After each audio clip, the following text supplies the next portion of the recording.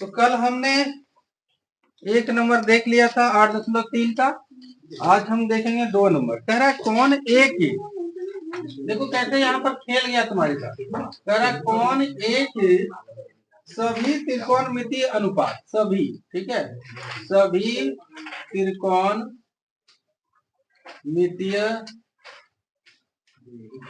अनुपात, अनुपात को किसमें बदलना है? सेक के पदों में बदलना है, सेक ए के पदों में। तो सबसे पहले हम यहाँ देखेंगे कि यहाँ लिखा क्या है। यहाँ ए लिखा है और यहाँ पर सेक लिखा है और उसमें भी ए है। अगर मैच कर गया तो कोई दिक्कत है नहीं। तो हमारे पास सभी त्रिकोणमितीय अनुपात कौन कौन से बचे हैं? Sign, sign A, cos A, सेक तो पहले से है, कॉसेक ए, कॉट ए और टेन ए। अब सेक तो पहले से है तो सेक को क्या ही बदलना। तो चलो, उसने एक ट्रायंगल से बनाया है तो ए हम यहाँ ले लेते अपनी सुविधा के लिए, ठीक है। और इसे तो हम कुछ भी ले सकते, बी सी कुछ भी हमने ले लिया क्योंकि हमें ए की मांग। तो सेक का वैल्यू कितना दिया बाबू? तो सेक का वैल्यू होता है हमारा लंब आधार, रुको न, तो ये आधार बटे कर्ण बटे आधार, ठीक है। तो कर्ण बटे आधार। अब तुमने कहा अब हम किससे वैल्यू ले, सेक के नीचे कुछ नहीं तो एक, ऐसे ही करना, ठीक है। तो हम इसे कर्ण मान लेते, इसे हमने कर्ण मान लिया, ठीक। अब देखते क्या होता है। और इसको हमने मान लिया आधार, तो हम लंब निकालेंगे नहीं निकालेंगे? तो लंब निकालने के लिए हम पाइथागोरस थ्योरम लगाएंगे तो हो जाएगा सेक स्क्वायर ए माइनस का 1। कितना आसानी से हो गया, ये भी तरीका सही है। तो अब हम लिख देंगे यहाँ पर रूट अंडर सेक स्क्वायर ए माइनस 1। वाह, ये छोटा हो जाएगा। चलो वो भी तरीका बता दिए, अब इसको भी देख लो। अब इससे हम जिसका चाहिए उसका हम आसानी से निकालेंगे। अब हम साइन की जब हम बात करेंगे, साइन ए तो लंब बटे कर्ण होता है। तो लंब क्या हो गया? रूट अंडर सेक स्क्वायर ए माइनस 1 और कर्ण क्या हो गया? सेक। लंब बटे कर्ण, अच्छा माइनस छूट गया, ठीक है। तो साइन ए का वैल्यू देखो निकल गया। वाह प्रभु वाह। तो ये हो गया, देखो ये सरलता से हुआ। अब हम निकाल लेंगे किसका? कॉस का।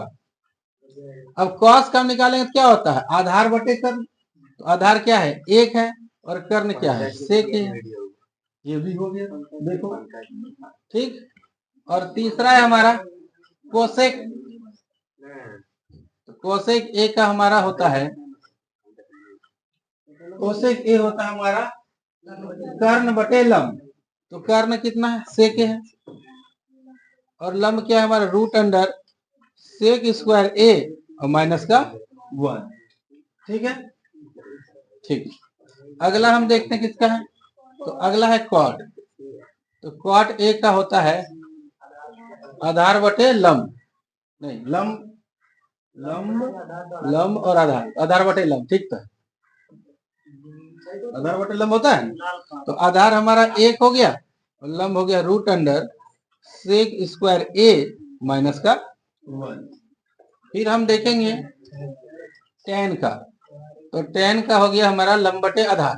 तो लंब हमारा हो गया ये सेक स्क्वायर ए माइनस 1 और आधार हो गया ए। तो इसको हटा भी देंगे तो चलेगा। तो लो, ये तो आरो सरल हो गया। इसलिए बच्चे भी कभी कभी बढ़िया सलाह दे सकते, तुम लोग भी लेके आओ सोच के। तो एक काम करते, एक नंबर को भी इसमें ट्राई करते हैं। एक नंबर तो और सरल हो जाएगा। जो हमने एक नंबर कल बताया था तो 2 नंबर तो हो गया। अब हम देखते हैं एक नंबर को।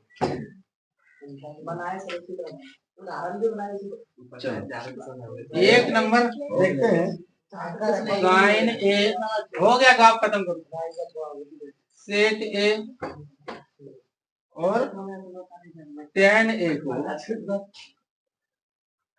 तुम लोग का भी तारीफ कर रहे हैं, काहे चिंता करते हो, कुछ लेके तो आओ। क्वाट ए, ठीक है,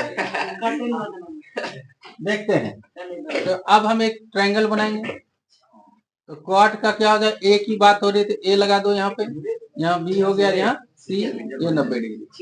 अगर हम देखते हैं कि क्वाड की बात करते हैं तो आधार बटे लंब होता है ना, लाल कक्का आधार बटे लंब यही तो होता है। देखें लाल कक्का आधार बटे लंब तो होता है, ठीक है, आधार बटे लंब होता है, ठीक है। आधार बटे लंब की बात करें अगर हम, तो आधार हम मान लेते हैं यहाँ कुछ नहीं तो 1, ठीक है। तो लंब में क्या चला गया 1, आधार बटे लंब, तो आधार हमारा क्या हो गया cot A। तो अब हम कर्ण निकाल लेते हैं, तो कर्ण जब हम निकालेंगे तो ये हो जाएगा हमारा रूट अंडर लंब का स्क्वायर जोड़ आधार का स्क्वायर, लंब का स्क्वायर जोड़ आधार का स्क्वायर, ये लगा दिए। हम चाहे तो इसको उल्टा भी लिख सकते हैं, इससे कोई फर्क पड़ने वाला नहीं है। अब साइन का मांगा है तो साइन का क्या होता है लंब बटे कर्ण, तो लंब बटे, हाँ ये हट जाएगा बाद में देख सकते हैं, लंब बटे कर्ण, तो लंब कितना है 1 है और कर्ण कितना है root under 1 plus cot square A हो गया। और सेक का क्या हो जाएगा, सेक का हो जाएगा कर्ण बटे आधार, तो कर्ण बटे आधार, तो कर्ण हमारा हो गया 1 प्लस कॉट स्क्वायर ए और आधार का मान है हमारा कॉट ए, लिख दिया हमने। फिर टेन का क्या होता है, टेन का तो कुछ करने नहीं 1 बाय कॉट, टेन का क्या होता है 1 बाय कॉट, यानी कि लंब बटे आधार। तो ये तो कितना सरलता से हो गया, तो ठीक है कोई बात नहीं, ये भी सीख लिया हमने। आज 2 नंबर हो गया, 3 नंबर देखते हैं कैसा सवाल।